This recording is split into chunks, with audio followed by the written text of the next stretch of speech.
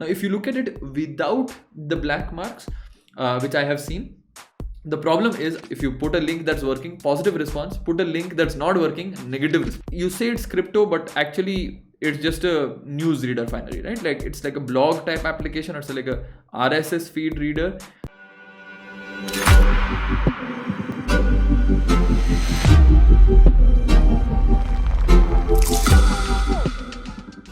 Hello everyone and welcome to episode number 3 of the resume review by Edyst. In this session, we take resumes submitted by you on the Edyst platform and review them for free. As usual, we get a lot of applications, so I'm just choosing 3 random resumes, but I hope that the pointers and the improvements that we put out over here is useful to you and you can apply them in your own resumes as well. Before I go ahead, please do hit the like button if you're liking this, and do subscribe to this channel if you want more such videos coming out in the future.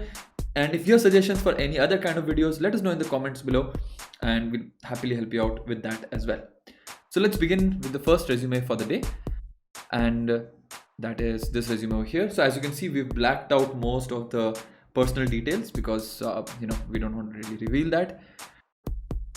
All right, so I can see that the personal details are here. This person is a BTech in information technology. They're studying in a particular college over here, and yeah, they've mentioned the years in which they are doing the college. So there's the personal details, education, projects, and skills. All right, let's go step by step on this.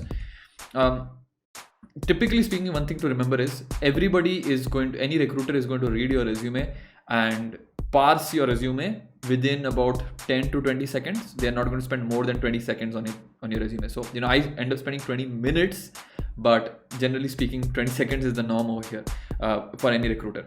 So just coming directly to your personal details, I feel your personal details are taking up space over here. You could have actually reduced it a little bit, especially because you mentioned BTech and IT over there, and you're again mentioning BTech below. So you could have just mentioned the subject below itself. You don't need to take BTech and IT over there. And then what happens is that this personal details all comes in one particular line. Now I know you might have done this to increase the space and just figure out that how can I increase or fill the resume further, but it's very apparent that you're trying to do that.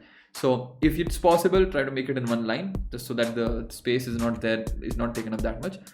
Second issue that I kind of have here is that both LeetCode and binary search you mentioned, good platforms to practice on, that's great. But you mentioned the URL and then you mentioned 300 plus solved. Now, if you look at it without the black marks, which I have seen, the problem is I feel that the 300 plus or the 350 plus is part of the URL, which means my mind does not look at it as 300 plus. Instead, it just goes on to the next one thinking it's a big link. Ideally, you should put that 300 plus solved at the start and then space give the LeetCode link, right? So that's just much easier for us to read and we understand, oh, you've solved 300 plus questions in LeetCode. Same thing with binary search, 350 plus you've solved over there. So that would be a good thing over there. The other thing is, if you're mentioning LeetCode and binary search, it would be really nice if you mention your GitHub link as well, especially because I see you have certain projects below. You have a crypto project as well, a travel plan project and a markdown blogs project. And in fact, you have your github.com your repo links also there. So would have been really nice if you mention your GitHub profile link also on top, right? That would have been a great thing. So yeah, that's one. Now just coming down in terms of education, this is fine. Here you mentioned till 4th sem. This is okay to say. So 8.4 CGPA. That's a good enough CGPA. I feel. I mean, not the best, but not something that could get you disqualified. So that's fine. And you mentioned the years over there. That's great. Would have been nice if you mentioned your subject here instead of mentioning the subject there. Then comes your school over here. CBSE 81% marks in 12th standard. All right, that's okay. Some people like to mention their subjects, but I can tell you all that you don't actually need to mention your subjects over here. So this is okay. All right. So you're 2023 graduate. That's fine. Okay. So now let's come directly to projects over here. Now, everybody, if you have work experience, I would actually again suggest put your work experience above your education. So work experience or internship would be better above the education. But since you don't have, you put projects, and which is fine. Now, when it comes to the projects part, you mentioned over here React.js, Redux, Ant Design, Express.js, and Node.js. These are the technologies you used. You've mentioned the dates also over here, so that's good. And you've given the link as well. Now, just a note for you, I'm not opening the link right now, but when I tried opening the link does not work. There's a console error over there. not a good look, especially if this was being looked at by a recruiter. This would act against you. Let's say if you did not put a link, you would get like a neutral response. If you put a link that's working, positive response. Put a link that's not working, negative response in a sense. So just make sure that your link is always working, right? And there are certain bots that you can use just to see that your link is not working sometimes. Just if you just write a bot, like there's a bot called Uptime Robot. One of those things, they'll notify you whenever your link is, let's say, not working, right? So that's one thing. Anyways, my point is make sure the link is actually working. Now in this crypto, you've said that you made a website where user can see news and stats about cryptocurrency. All right, great. Used React and Redux on front end. Okay, used Express on back end. Now this is a decent description. Would have been slightly better if you mentioned a little bit more. So like you say it's crypto, but actually it's just a news reader finally, right? Like it's like a blog type application, or it's like a RSS feed reader. So I'm not 100% sure what you've done here. Like, I mean, are you using React to just render HTML pages? That's not really the best use of React over here, right? So why would you, and on top of that, you've used Redux also, state management. Now, why would you need to do that if you are just looking at news and stats about cryptocurrency? What would really be helpful here is if you mention a little bit more detail about what this actually does. So you said it's a website. That's very good. You're better than other people. Other people just say it's a platform. It's a mobile platform, web platform. They don't say. So you said that it's a website. That's a good thing. Now, a website where user can see news and stats about cryptocurrency. Okay, what kind of stats are these? Stats like pricing? Are these stats like market cap? And are they updating on a regular basis? That's why you're maintaining the state. So you kind of have to mention a little bit about what did you use React and Redux for. So created a cryptocurrency news and stats website which uses React and Redux for which components? So mention it like that: React and Redux on the front end for ABC components, and using Express on the back end for ABC things, because I'm sure you are getting the data of the stats and stuff from another website. So you are using the Express backend to do something, right? What is it that you're doing with the Express backend? You are querying some other website, let's say probably CoinMarketCap or CoinGecko or some other website you're querying, and then you're getting this data. So just mention that one line. Your interview will go 10x better if you mention that one line, because it's a good starting point for any interview over there. Otherwise, it's good. It's good that you mentioned a link over there as well. Next one comes over here, my travel pin. So again, React.js, Express.js, MongoDB this time, and Node.js. So earlier you not actually had any database. So now you have a database over here, or rather in the latest project, because the project is above, it's later. In the previous project, you don't have any, you have a database. Okay. So now it says there's a particular, GitHub link. Fair enough. A website where user can make their account to pin and give reviews about the different places they have visited, and they can also see other users' pins to get some recommendations. Very nice. I mean, I love the idea of it. I like the fact that you're using something to do with maps. Suddenly questions start arising. How do you actually pin? Have you used the pin? Have you used some maps API to do this? What exactly does the website do? So like, it's website, you can make an account and, to pin and give reviews about different places. So you can basically give a pin for a different place. This is fine, but you should mention something about maps, because you clearly use some maps. If I'm just putting some random place's name and giving a review, then it could be for any travel pin, right? It could be for anything as such. I could give a review on a book, or I could give a review on a laptop, or any other electronic gadget, because you are trying to take it up for a travel place, right? So just mention a little bit about maps over here. Use some maps API to do that. So that would be nice. And that's mainly all I would say, because otherwise another thing, as I was saying earlier, what exactly have you used React.js for? Is the website responsive? If it is, you should mention that it's responsive. But yeah, what exactly have you used React.js over here for? Because I could, in theory, do the same thing with just HTML and vanilla JavaScript, right? I don't really need to use React.js for this particular thing. So which component have you made in React over here? Just one line would have been nice. So you could just expand this project description a little bit. And how will you make space for this project description? By cutting down some of the personal details part. You could say a website where users can create accounts and give reviews on a particular location on a map, or either drop a pin on a location, on a map location, and give reviews. Used so and so API to actually get the map location. Used or created so and so components using React.js. The data is stored in MongoDB because again it's an unstructured data, so you just store it in MongoDB. Now, second thing is you've not deployed it anywhere. I think just go ahead and deploy it. If you've created so much, don't wait to deploy it, and then you can add one more line. Used so and so, used Heroku to deploy it, let's say, or use Netlify to deploy it. So your project can increase, become much more better in that case. Now coming to Markdown blogs. Link, you've given something. A website where user can create, read, update, and delete their Markdown blogs. This is fine. This is fine. I would just like to see if they can publish also, and what other blogging features they have. If you have features like, so I can publish my blogs, but can other people comment, or is it just a read only thing, right? But otherwise this is self-explanatory. Like, this is for the most part self-explanatory. So I would not really say it's not, but there's no front end though here. I don't see any front end. Yeah, that's the fishy part. I see Express.js, MongoDB, Node.js. I don't see anything to do with front end. Even if you've just used your simple vanilla JavaScript and HTML, CSS, make sure that you mention over here, right? And so basically, just a little bit more on the user journey, right? A website where user can create, read, update, and delete their Markdown blogs, publishes a news feed probably, or publishes a list of blogs which other users can then go and read. So what's the user experience? This is the user experience, or this is the author experience. What about the reader experience?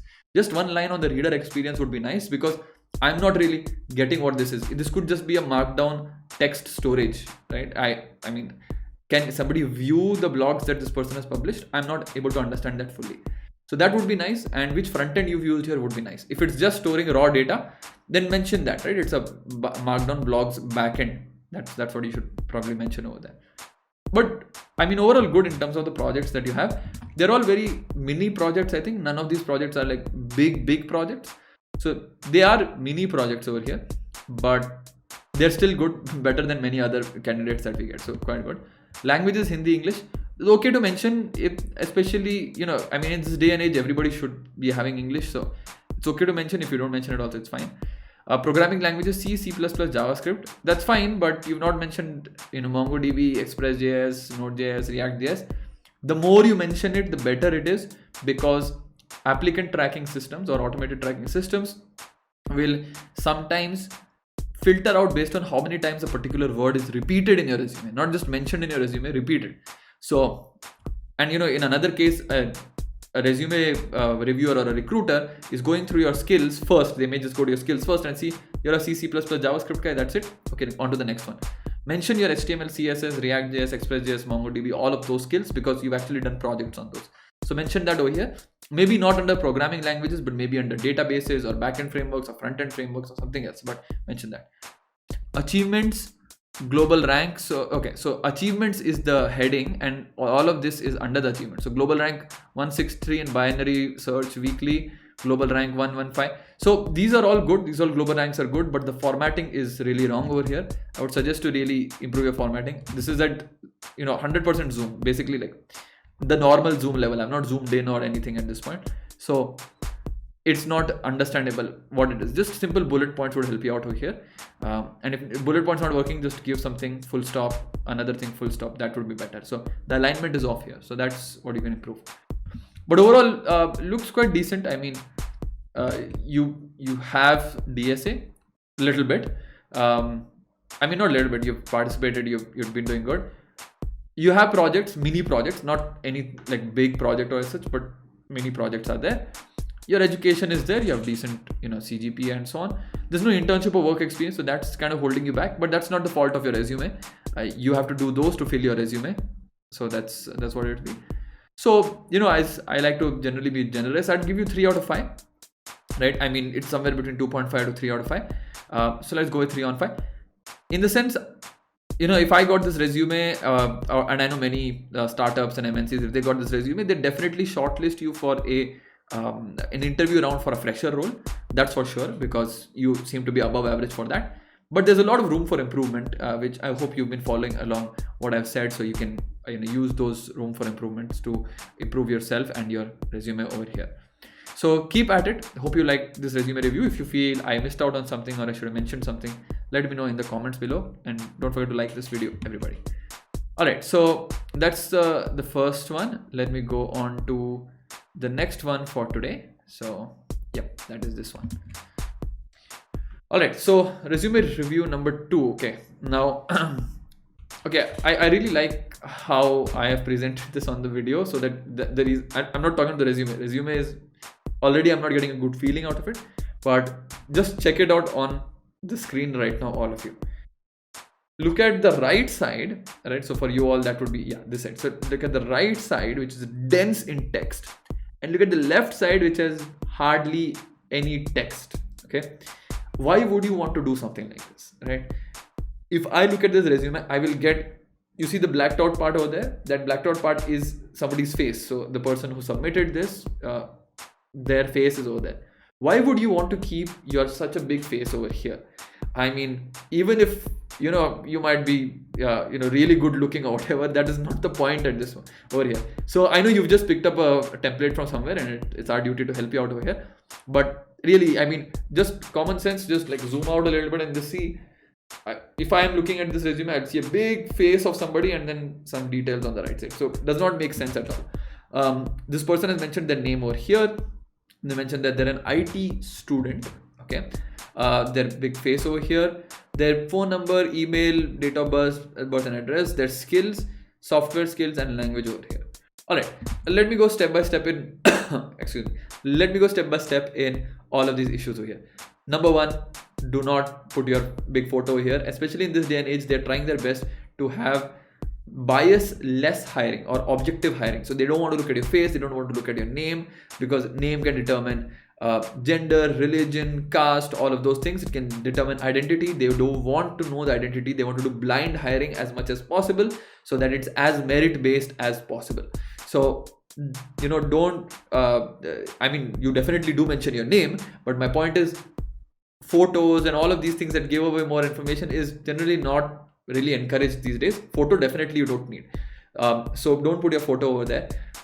You don't need to put a detailed address. This person has put a big address. Trust me, they will call you for an interview there. They're not going to come to your home for an interview. So don't put your big address there. Coming to skills, you mentioned programming, like the progress bar, leadership some amount, problem solving some amount, teamwork some amount. What does this mean? Means when I look at this programming, can I say that, oh, you are a great AI ML developer? I don't know. Like, I don't know what that progress bar means. Your leadership is just about as good as your programming. Again, like these progress bars are nonsensical. Stay away from them. They are of no use, right? You are actively telling everybody that you're not a good team player as compared to how good your problem solving, leadership, and programming is. Let's say your programming is so bad that you cannot even clear one coding question in the technical round. You're telling everybody that I have like 80% programming. That means your teamwork is even worse than that. So again, these progress bars are useless. I'm not trying to mince any words. Really, I'm telling you, useless. Remove them, of no use at all. You have seen them in a format, so you're thinking that it's needed. It's not needed. Remove them. Software skills: C, C++, Java, Python, HTML, CSS, MySQL, MongoDB. Okay, fair enough. That's good. That's good that you put those. Those are things that are good to have over there. Languages: English, Telugu, Hindi. Remove these. Not needed at all. What do you mean by English 80%? Like, are you good at writing? I mean, have you read 20 authors, 100 authors? On what scale are these progress bars? So again, remove them. They are not of any use. So English, Telugu, Hindi, just remove the progress bars. You don't really need to write what languages you've known. It's not needed at all, especially for the software industry that you're going for. It's not needed at all at that point. Okay. Now coming here, you have understandably written a huge line of huge wall of text. First of all, tell you, just remove it. It's not needed. But I'll read it just for the sake of it. But again, I'll go through it. I am so and so. I am skilled in programming languages like C, C++, Java, Python, etc. What do you mean by etc.? Do you really know one more programming language? Do you know Golang? Do you know, let's say, JavaScript? Why would you say etc.? Etc. means and so on, right? So why would you say that, right? I took a lead in 2 projects in academic projects, which gave me an experience in leading a group. I am a person with positive attitude and friendly nature. So wait, hold on. How did you go from leading 2 academic projects to positive attitude and friendly nature? And what are those 2 academic projects? I don't, or rather as a recruiter, we don't really care that you have led 2 projects. It's a bonus. I am more interested in what those 2 projects are, which if you look at it, if I'm just here, I can't even see those 2 projects. Those 2 projects are mentioned somewhere down here, right? And bullet point 1, bullet point 2, no idea what those projects actually do, right? So you just mentioned you took the lead. You're not an MBA student. We are not looking at your leadership skills over here. We're looking at your technical skills. You're an engineering student. And I don't understand the project you've done here. So that sentence is also not useful at all. I'm a person with positive attitude and friendly nature. You say, okay, good to know, but not really required in a resume. I'm good listener. I'm dedicated to work. Who is not dedicated to work? I mean, why would you write that? Obviously, you have to be dedicated to work. If you're not dedicated to work, so nobody's going to write, I'm not dedicated to work, right? So it's a filler sentence. I prefer to complete my work as soon as possible before meeting the deadlines. Oh, so you're one of those who does not like to miss deadlines, is it? Who likes to miss deadlines? Again, you're not special in wanting to meet deadlines. Who actually likes to even miss deadlines, right? So that's that. I always stays honest to myself and loyal to my circle of people. Again, who likes to be dishonest? None of this is really helping anybody out in an interview. It's like, saying that I'm a good human being. You might be a good human being, you may not be, but there's no way of proving that, and the recruiter really does not care at that point, right? That is for everybody else to judge later on. But here saying all these things is not really going to help you get hired. On the contrary, it is telling the recruiter that you just filled in a lot of words because you really have nothing else to show. The tragedy is you have a lot of stuff to show, but you're showing all the wrong stuff. So anyway, coming down. So you're doing your BTech 2023 graduate at so-and-so college, 8.8 CGPA. So you're a good student, and I generally consider 8.5 above. You guys are really paying attention in college. Then, you did your intermediate in Andhra Pradesh, so-and-so college. That's fine. Junior college. And then, so overall, your marks are good. You look like a good student. Format this better. Just look at the previous resume or any other resumes that I've given good marks to earlier. Format this better. This is not really looking like a good format in terms of the academics, because look at that. On one side you've given like a really good progress bars for your programming, leadership, all these abstract stuff, and here I don't even know, like 8.8 I have to look at it to figure out what your percentage is or CGPA. Same thing with 9.75. You've not even mentioned that CGPA is 9.75. I'm assuming it's 9.75. For all you know, it could be the pin code because you've written it right after Visakhapatnam. So bold it at least. 8.8, please bold it. 8.8, 9.75, 10.0, at least bold those things. So education, the formatting can be much better. Okay, moving on to the certifications part. So in certifications, you've done introduction to networks. I don't know when you've done it. Please mention the date. Introduction to cybersecurity, essentials in Python, AWS, cloud and foundations, machine learning, inclusive leadership, cybersecurity, and introduction to packet tracer. Really good stuff. I have not really seen that many freshers do these kind of certifications. Why are you not highlighting those and highlighting all this random stuff, your photo and these random progress bars and so on? You should be highlighting these. In these certifications, put the date. If you have a particular certification ID, please put that, but please put a link to that certification. Generally, all courses are giving you digital certification links these days. So please put a link for that over there. That will be much more beneficial, and probably give a one-line description of each certification. That'll be more beneficial for you rather than all these things that you put on the left side. Not at all needed, but these will be more beneficial. So put a date, put one-line description of what you've done. And when I say what you've done, don't say I have done a certification on networks. It does not tell me anything. But in this networking certification, or rather you would say something like covered topics A, B, C, and D. In AWS machine learning foundations, covered topics A, B, C, and D. Mention those topics. Those topics will become the number one topics for you to discuss in your interview. And they will help you get shortlisted in your applicant tracking systems. When you apply off campus, they will actually pick up these keywords. So do a better job of this. Date, 1 line description, ID of each certification would be much required over here. Projects, year you mentioned, domain you mentioned, project, crop insurance management application. I have zero idea over here whether this is a web application, a mobile application, what technology stack you've used over here. You claim that you have led these projects because that's what you mentioned on top, but as a leader you have not mentioned anything about these particular projects, right? So I don't mean to be harsh over here. I'm just trying to tell you that, if you just read it objectively as a reader, you will realize that there are so many problems over here. Anyway, projects, again, I promised you all I'll write a better way. I'll possibly shoot another video on how you can actually describe projects. But coming to this, name of project needs to be on top, exact dates on when you've done the project, what's your specific role, the technologies that you've used, and more importantly, what is it and what does it do? It's a web application that accepts inputs from the user regarding their crop production and generates an insurance amount for them, a premium amount for them. How does it even generate the premium amount? Does it calculate based on some data science models on what this crop must be insured against? So all of those things, like insurance is pretty tricky. You use a lot of data science models and so on to even figure out the amount and the premium that you're going to insure respectively. Now, is it that? It sounds interesting, this project, but I could have got it completely wrong because I have no idea what this project is. So give me more of a description there. So again, you have done something called Swarm Robotics using Arduino bracket hardware. Yes, I know Arduino is hardware and you've done it in embedded system, but what exactly is Swarm Robotics? Now, this is even more cryptic than the previous one. Really, what is Swarm Robotics? Like, I don't know. Maybe it's a very famous thing out there, but I don't know. And if I have not heard of it, most likely that many recruiters would not have heard of it. So yeah, I mean, I don't understand anything about this project. I'm sorry. Please do a better job of describing it in one line. What it is and what it does.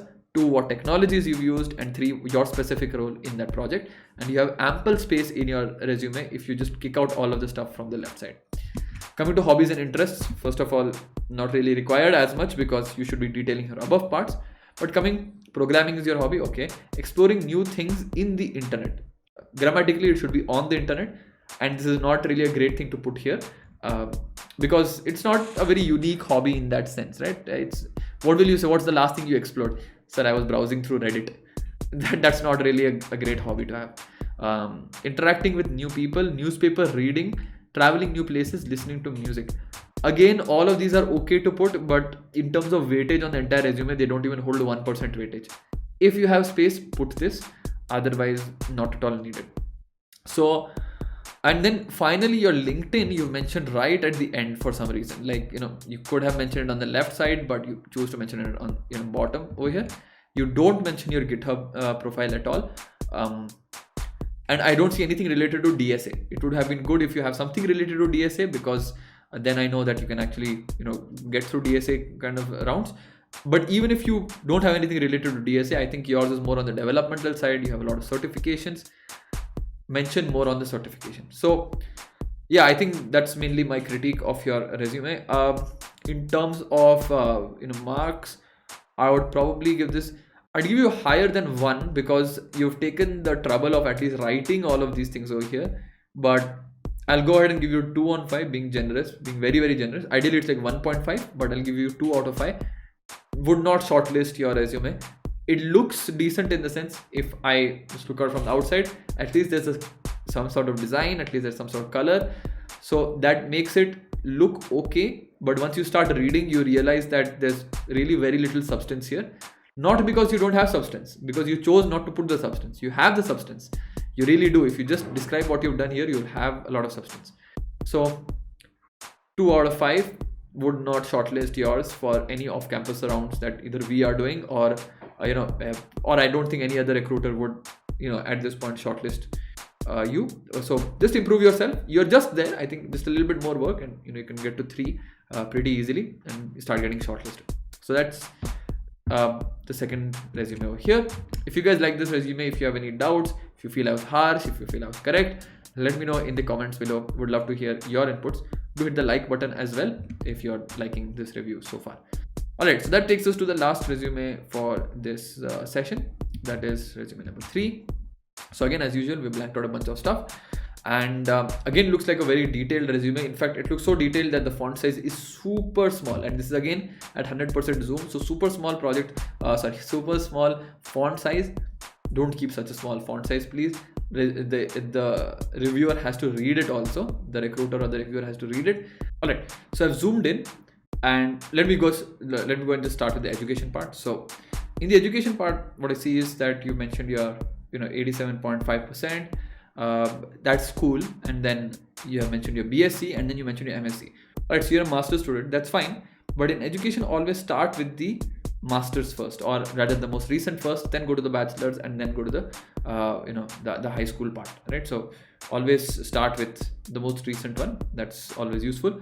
So you mentioned the dates. You very slowly mentioned your 2022. So but would it be good if you mentioned 2020 to 2022, and then in the BSc, if you mentioned, I'm assuming it's 2017 to 2020. So you should basically just mention that, just easier for the recruiter to understand which batch you are from. So that's about the education. Mention in decreasing, rather the most recent one first is what you should mention. Now coming down, and yeah, so the right column I'll come to in a bit. Let me just go through the left column over here. So you mentioned publications. So you've done publications here. Very verbose. It's super verbose. You don't need to be this verbose. And again, like I have to zoom in a lot to just read what you've actually written. So okay. So what I see is analyzing the functionality and efficient operability of youth during COVID-19, accepted for publication in the book titled Industry 4.0 Technologies for Business Excellence, so and so, by CRC Press, Taylor and Francis Group. Okay. Publication date, link to that, or general unique ID would be good. Again, very verbose over here. And then you mentioned assessed various problems such as health issues, education, etc. faced by people during lockdown, and analyze them using machine learning algorithms. But what are you actually analyzing using machine learning? Like, are you trying to predict something? Are you trying to aggregate some data? I don't understand what you're trying to do here. Analyzing the functionality and efficient operability of youth during COVID-19. I didn't get it. And just potential recruiters will not really get what you're trying to do. Second bullet point you mentioned is also gather data using Twitter API to analyze the situation throughout the world, generated word clouds, unigrams and trigrams for better understanding, and then compared them with the problems and situation in India. Okay, but first of all, what's the conclusion of your publication?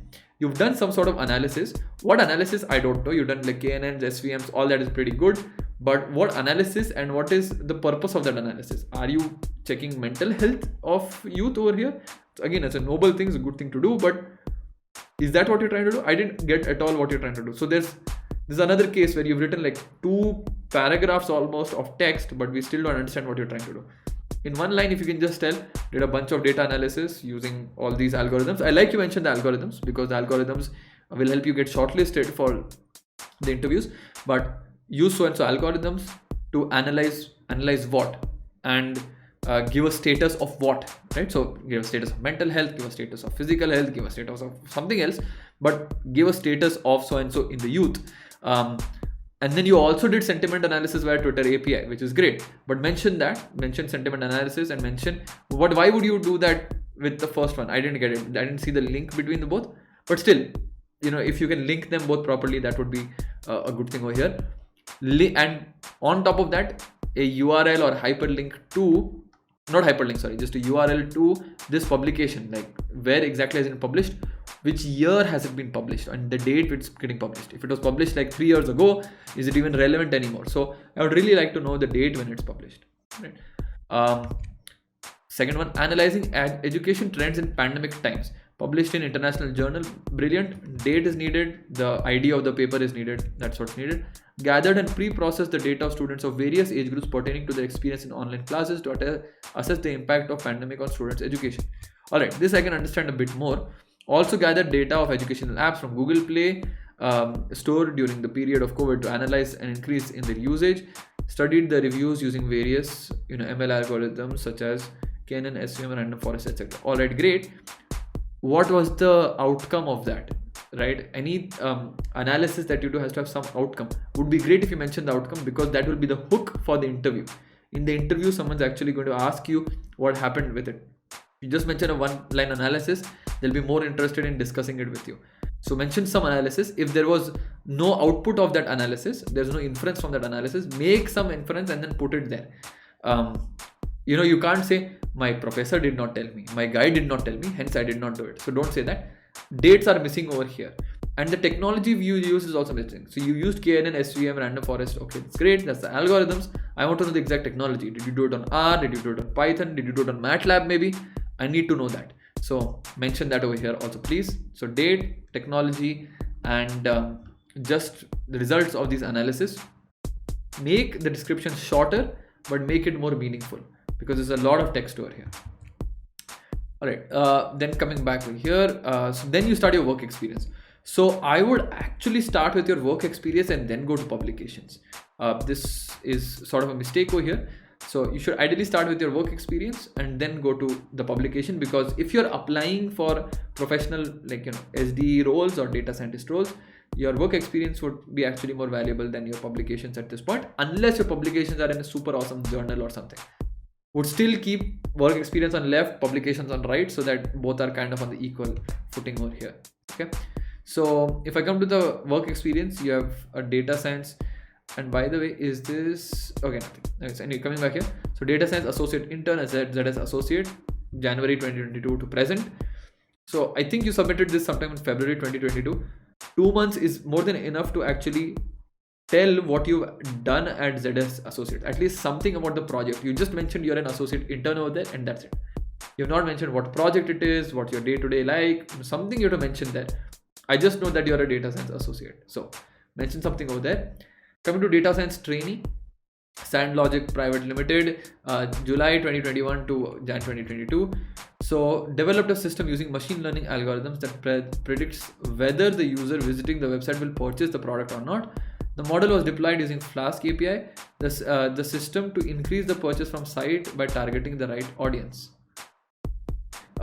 Working on developing AutoML, automating the ML pipeline from pre-processing to model tuning. Different models such as decision tree, random forest, baseline model were used in the process for creating AutoML. Again, all of this is good. First of all, you could have kind of mentioned this thing in just one paragraph. I just get that you deployed a model to predict which users will actually buy and which users will not buy. That's mainly it.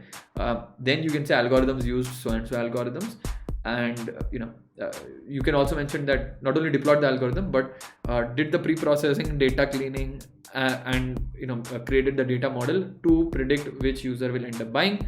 Technologies used, Flask API, and whichever other libraries you've used, and algorithms used, decision tree, random forest, and so on. That's all that's needed. You don't need 2 separate paragraphs for something like this. Just that one paragraph would be fine.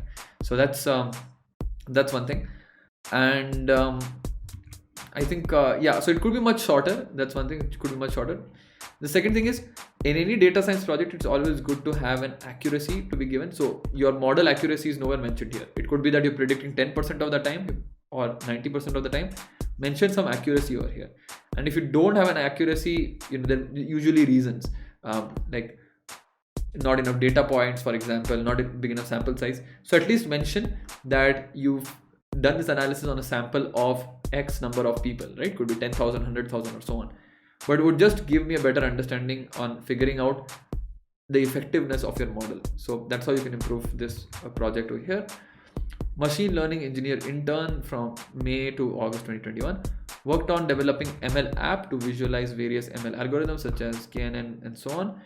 Created Jupyter notebooks for various algorithms to be integrated with online course being developed for IIT Bombay. Alright, cool.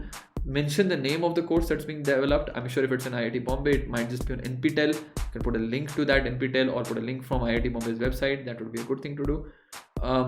We have worked on developing ML app. You said in the first one. What is an ML app exactly? Is it like a web application, mobile application? What do you mean by an ML app over here? And what do you mean by to visualize? And if you've already done some visualization, create a small snapshot of it or like a screen recording and put it up on YouTube and actually put the link over here so that the recruiter knows what you're talking about.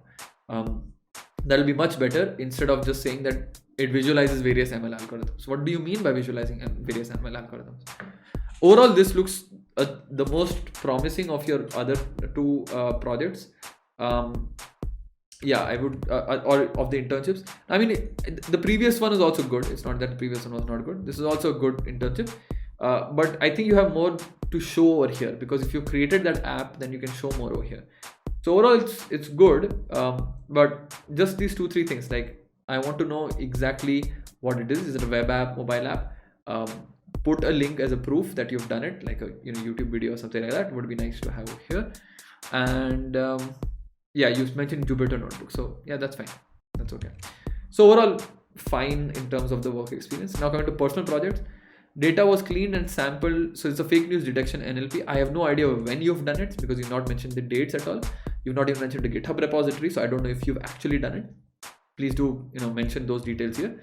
Now, data was cleaned and sampled and was used to analyze and find patterns between various fake news and predict whether a page of given news is fake or not using various machine learning algorithms and deep learning model. NLP techniques, NLTK library, and sentiment analysis of the news was done to find out the sentiment of the news. Word clouds, bar graphs were generated for better visualization. Again, this is fine, but the efficiency is not mentioned, so you need to mention the efficiency, mention the GitHub link.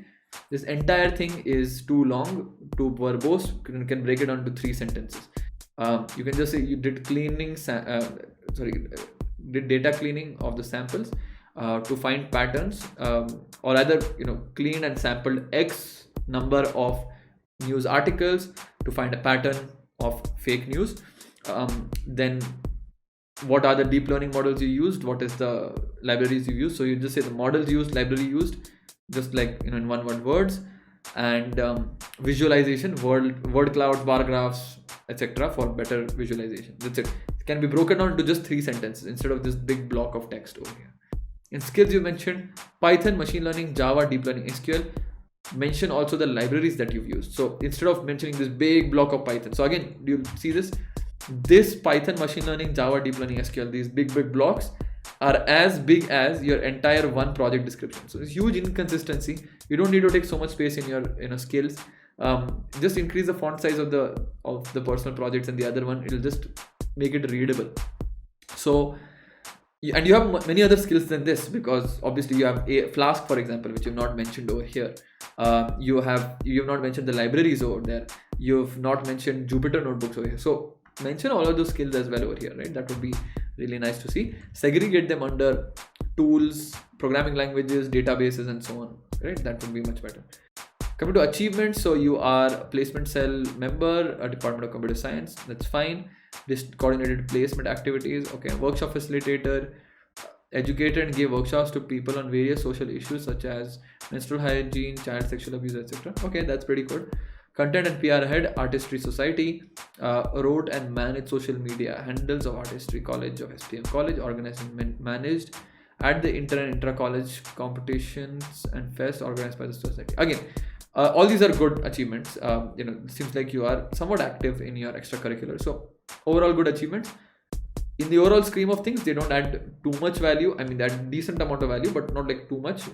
Probably 5 to 10% weightage will be given to this. Majority weightage is given to the other stuff, and you need to improve how you can describe all of these things in lesser sentences but more information. Now you've given a lot of sentences and less information. Give more information in lesser sentences. That's what you should do. And that was mainly it. And same thing with the skills. And also education, make sure that the most recent comes first.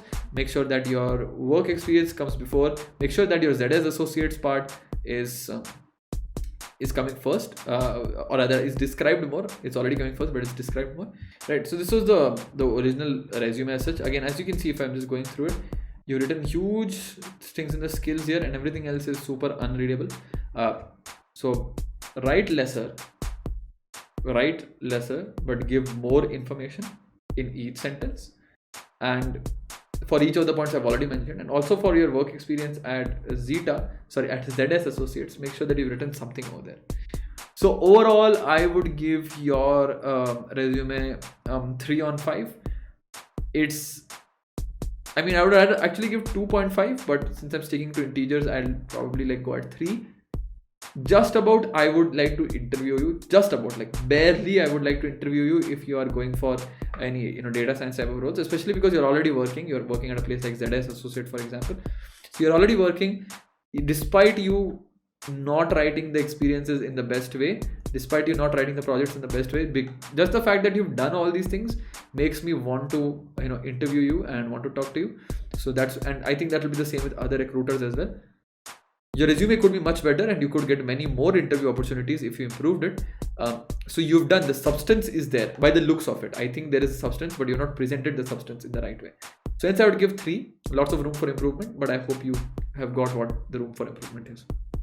Alright, so that's it for this resume review session, everybody. Hope you enjoyed it. If you want your resume reviewed, just check out the link in the description below and we'll be happy to review your resume as well. As usual, please do, you know, like this video if you liked it. Share it with your friends so they too can benefit from this.